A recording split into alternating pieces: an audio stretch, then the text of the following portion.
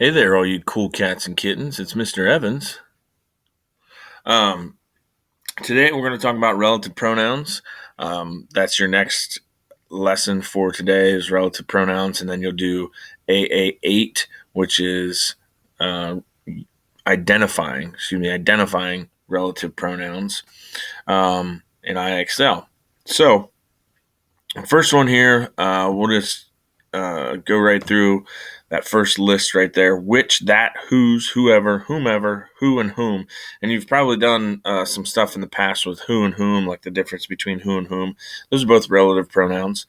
Um, so, all we're doing today is in AA8 is identifying them. So if you can find those pronouns, you're set. You're golden. That's what we're doing, okay? The other uh, less popular ones, what, when, and where, those can also be relative pronouns. They're not as used as popularly, and just kind of going through IXL and messing around with it a little bit, I think that top list is going to be more used more frequently than that bottom list, but you never know. They could change it up, especially when you know how IXL gets a little bit harder as you get a little bit higher with the higher SMART score. What does a relative pronoun do? Well, it relates one clause to another. We didn't get a ton of time to talk about clauses this year, but basically, a clause is, you know what a clause is. It's a subject and a predicate, right? So it's an actor and an action. Person, place, or thing doing something, right? And so that pronoun takes the place of that subject in there. So they relate one clause to another. So in this case, the woman would be one clause, one subject. And what does she do? She grows tomatoes in her garden. Well, the other clause is who lives next door. Who lives, right? That's another clause. So who is just acting as the other subject there. Emily, whose hair is quite long. So Emily would be a subject.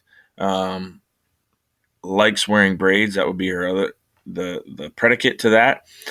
Whose hair is quite long. That's the relative clause. I just read Janet's new book. That's one clause by itself.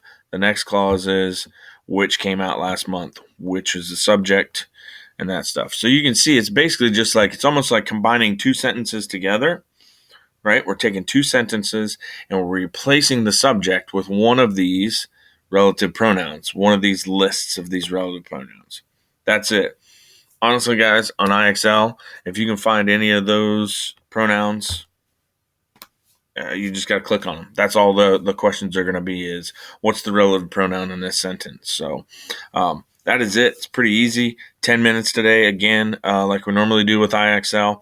And I have a couple big announcements tomorrow on my video on Classroom. So please make sure you check it out tomorrow to see what your assignment is. And like I said, a couple big announcements. So that's all I have for today. So good luck and see you when I see you.